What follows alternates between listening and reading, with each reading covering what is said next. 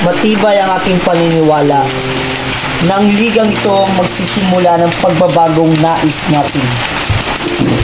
Layunin ng Laligang Pilipinas na mapagkaisa ang bayan at malaban ang karahasan at hinustisya at mabigyan ng proteksyon ang bawat isa kung kinakailangan at mapagaran ng reforma para sa bayan sa mapayapang paraan.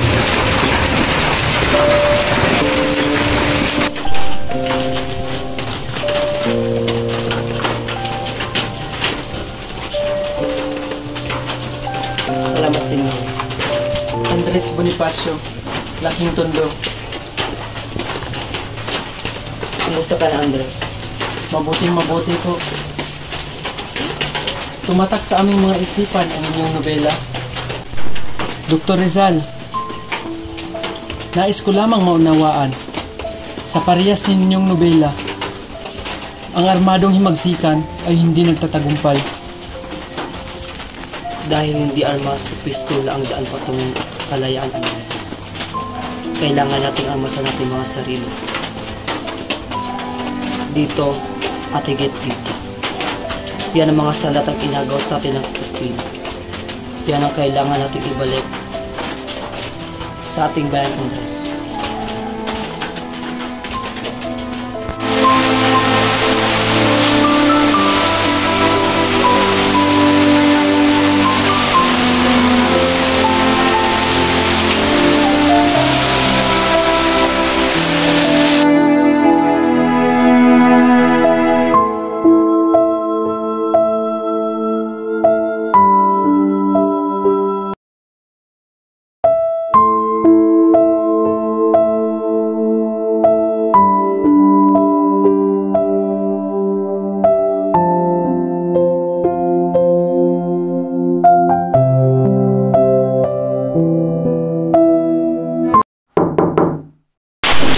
Ladislaw?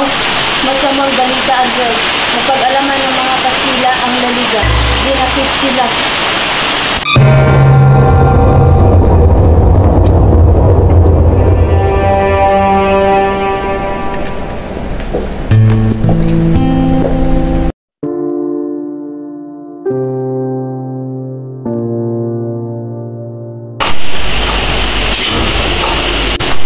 Dr. Rizal! Andres, ikinalulungkot ko na sa ganitong pagkakataon pa tayo magkakausap. Nakahanda na ang mga kasama natin. Itatakas ka namin dito. Kung lalabas ako dito, hindi sa parang pagtakas. Hindi ito ang tamang pagkakataon para igalang ang batas. Hindi kinikilala ng mga Espanyol ang karapatan natin. Andres, kung ganyan mga tuwira ng bayan, magkakagulo at hindi magtatagal, dadanak ang dugo. Gustuhin man natin o hindi, dadanak ang dugo.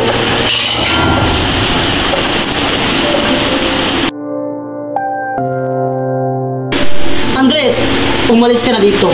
Mapapahama ka lang dito. Sige na, Andres, sige na!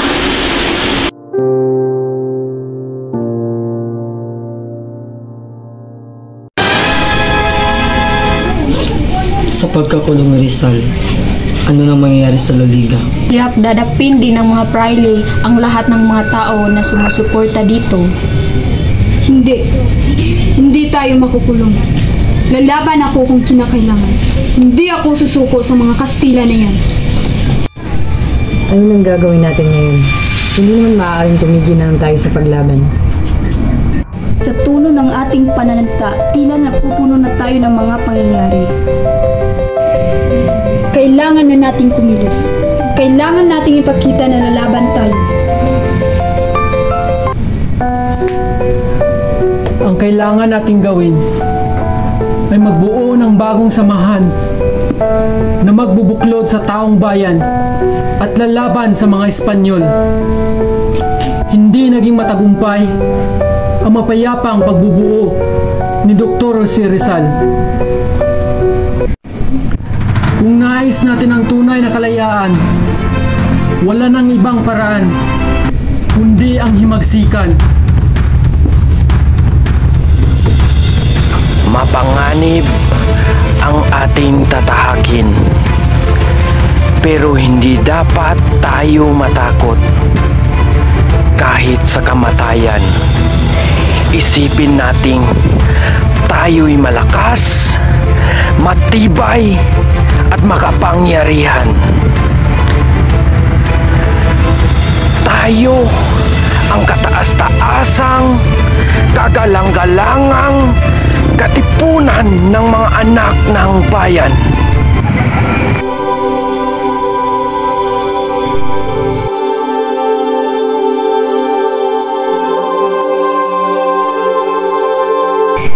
Kasama ka bang pumasok sa pagkamason? Oo. Hindi ba ang pagkamason hindi naniniwala sa Diyos? Imbento lamang yun ng mga praile. Pero ang katotohanan sa aming mga mason, una sa lahat ang Diyos. Isa pa, dito, malaya kitang nakakausap. Padre, parang awan niyo na, Padre. Tinapuan na po ng malaria ang anak ko. Maaari sana po bang mahingi ko ng aking sahod? 3 buwan na po kasi kami hindi sinasahudan. Kailangan po naming mabuhay at bumuhay ng pamilya. Awa! Awa!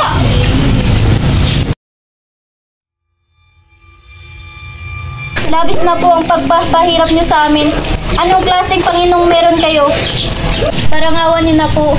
May sakit ang anak ko. Sabi lang tumigil ka! Ikulong na demonyong to! Ikaw ang demonyo! Magnanakaw! Nanggagahasa! Mamamatay ang tao! Mga hayop!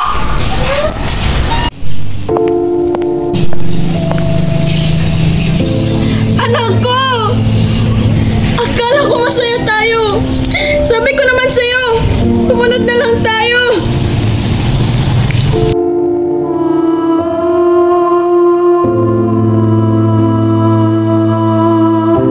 Kung ayaw niyong matulad sa demonyong to, matuto kayong sumunod sa mga utos ko. Maging aral ito sa inyo, mga Indio.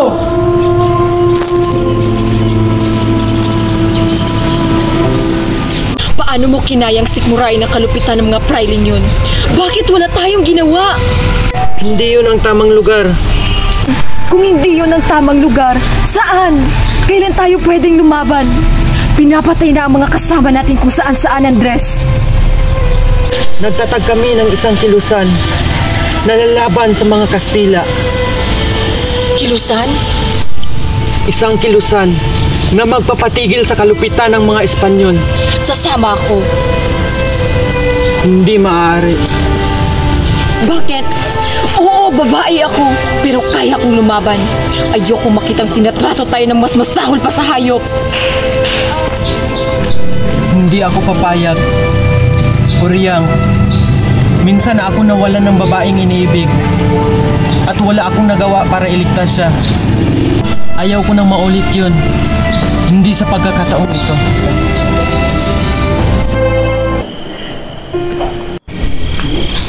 Ilan na ba ang kabilang ng mga kasapi?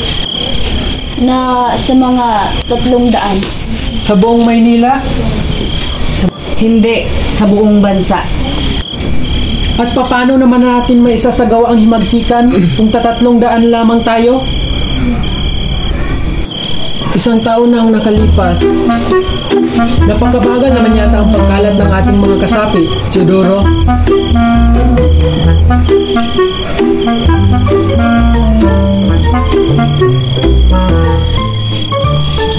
Teodoro! Andres? Ikaw ba ay naparito para sa plano ng katipunan o para ligawan ang kapatid ko? Magsabi ka ng totoo. Nangyari kasi, Andres. Nangyari ang ano? Nangyaring ano? May nangyari na ba sa inyo ng kapatid ko? Wala po, kuya. Nagmamahalan po kami ni Teodoro. Gaano katagal na? Araw-araw tayong napupulong dito. Paano may ibang pagpupulong na nangyari sa inyong dalawa? Andres, naghahanap lamang ako ng pagkakataon upang sabihin ko sa iyo. At sa palagay ko ito ang tamang dahilan. Andres, gusto ko sanang hingin ang kamay ni Nunay. Kuya, alam ko lahat ng sakripisyo mo sa amin at alam kong maayos mo kaming pinalaki at nilagaan. Kuya, may tiwala ako kay Teodoro at hindi niya ako pababayaan. Andres, hindi ko sasaktan ang kapatid mo. Mamahalin at aalagaan ko siya ng higit sa pagmamahal mo. Nunay, bilang kuya mo, mahalaga sa akin ang kaligayahan mo. Salamat, kuya!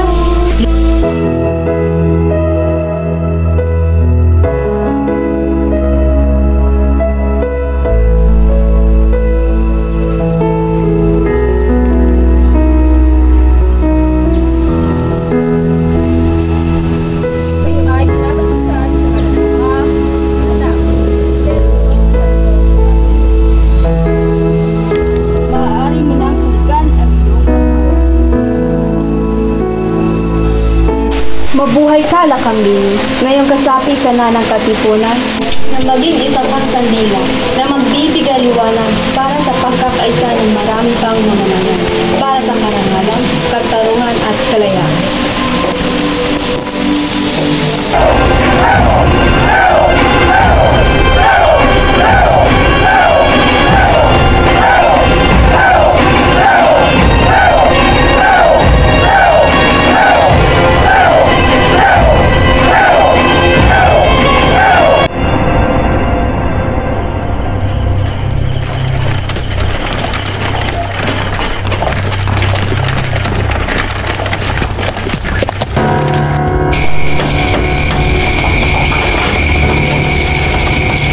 Tuloy kayo. Ano ang kalagayan ng Katagalugan noong unang panahon? Malaya at tahimik ang ating bayan bago ito sakupin ng mga dayuhan. Ano ang kalagayan ngayon?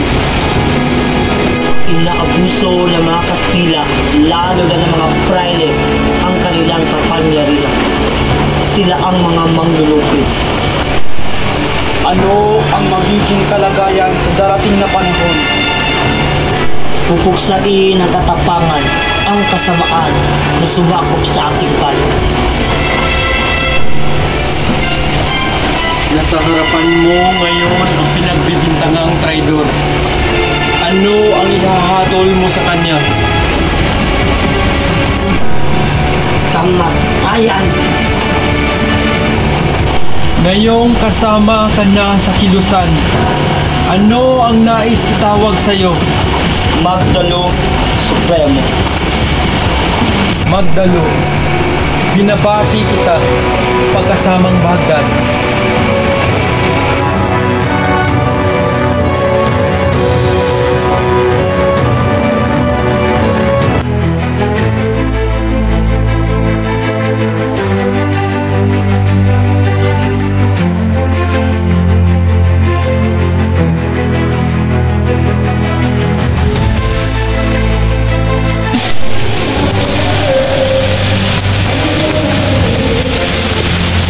Maligayang pagdating mga kapatid.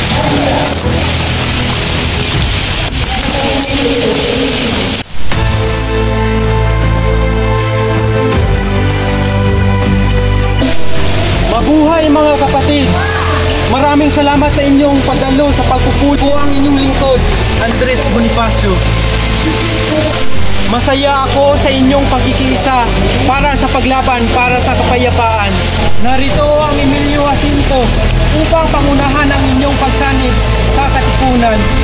Muli maraming salamat.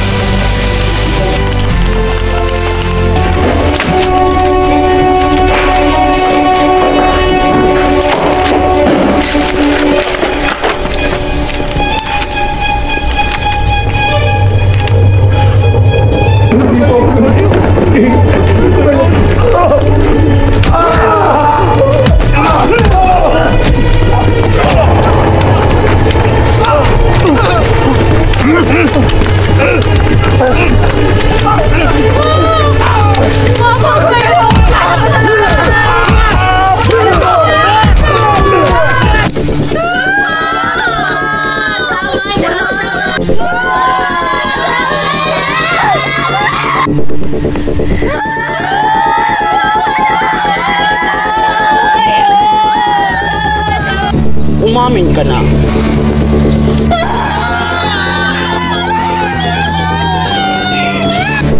Umamin ka na! Wala akong aaminin. Wala akong ganun dyan. Ganun ha?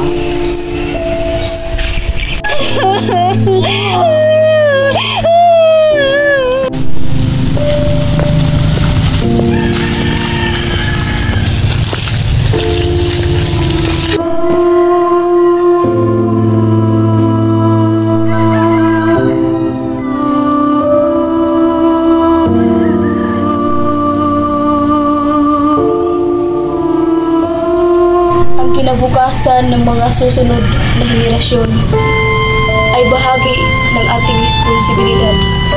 Tayong mga nauna, tayo na may tapas, tayo na may kakayahang lumaban, tayo na makakapagbibigay ng kalayaan na nararapat sa kanila.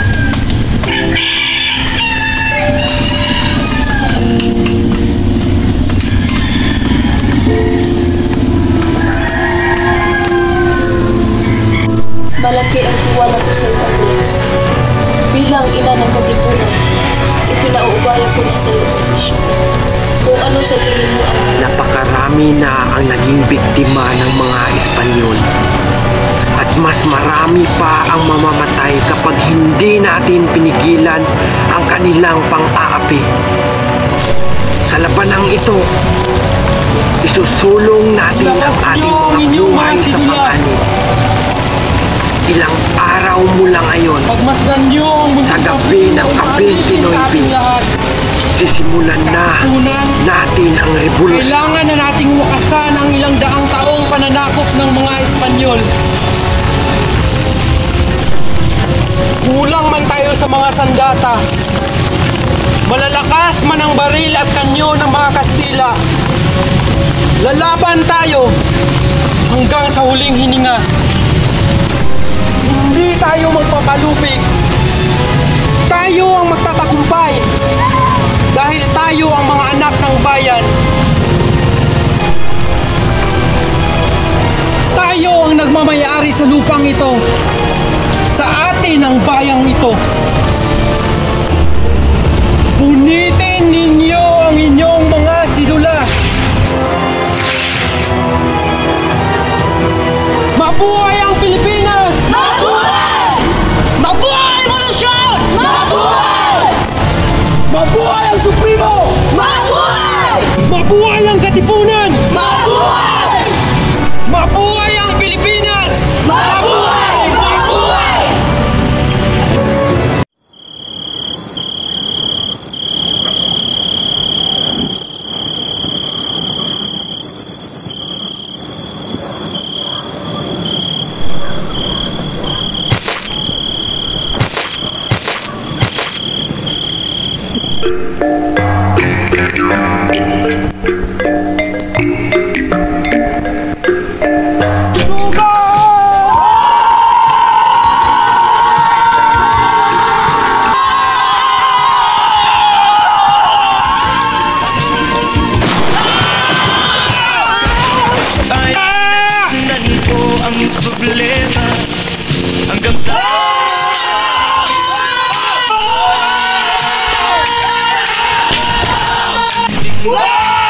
Para sa kalayaan! Puluhan sa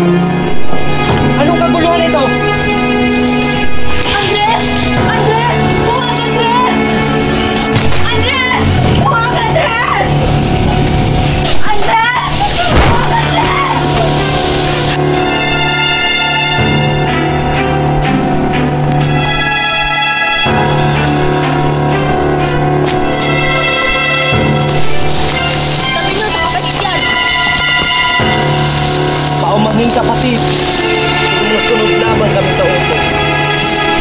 Sino ang nag-utos ng aton na?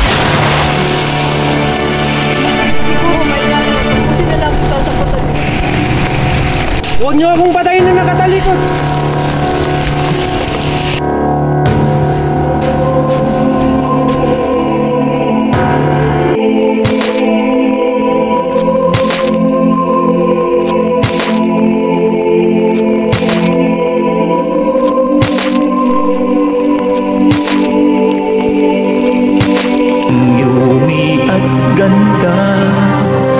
Dayuhan ay naadina, bayan ko binihag ka, nasadlak sa dusa.